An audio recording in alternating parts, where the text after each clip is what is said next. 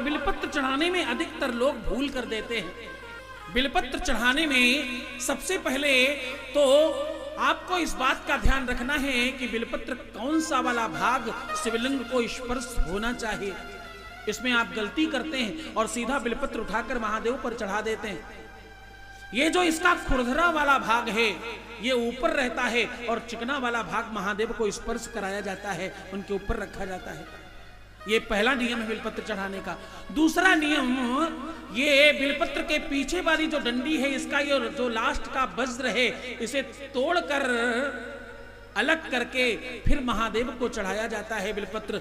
इस वज्र के साथ चढ़ाया हुआ बिलपत्र तुम्हारे शरीर में गांठें उत्पन्न कर देता है और तोड़कर चढ़ाने से शरीर की गांठें गल जाती और खत्म हो जाती हैं। हाँ, और एक बात कहूं, कभी भी भगवान शंकर के ऊपर पुष्प पत्र पहले से चढ़े हो उसके ऊपर बिलपत्र नहीं चढ़ाया जाता। बिलपत्र चढ़ाने का सबसे अच्छा और वास्तविक नियम तो वही है कि वो स्पर्श होना चाहिए, वो शिवलिंग को स्पर्श हो, उसके बाद ही इसका लाभ मिलता है।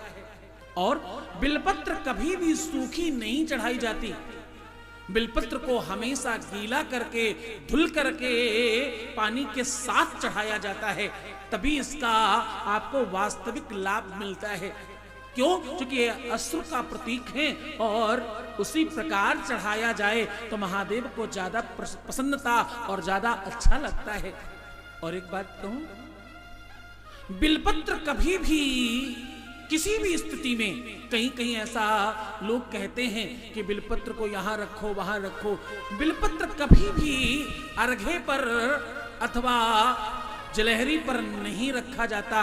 बिलपत्र को हमेशा शिवलिंग के ऊपर चढ़ाया जाता है क्योंकि ये महादेव को पसंद है।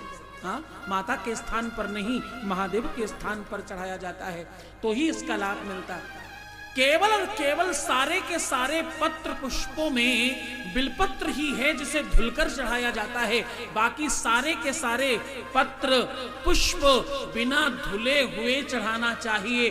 धुलकर चढ़ाने से पुष्प और पत्र का जो वास्तविक लाभ है वो क्षीण हो जाता है। जिस रूप में प्राप्त हो रहा है सीधा तोड़कर वैसे ही चढ़ा देना चाहिए, ना तो इसे धुलना चाहिए और ना इसे साफ करना चाहिए। अब आप कहोगे कि माली लोग तो धुलकर देते, माली लोग तो साफ करके देते, माली लोग तो पता नहीं क्या क्या करके देते होंगे। माली का किया हुआ कोई भी कार्य, माली के द्वारा पुष्प के साथ कुछ भी किया गया हो, वो नियम और पद्धति में अवरोध नहीं डालता। तुम्हें नहीं धुलना चाहिए, इस बात का ध्यान रखो।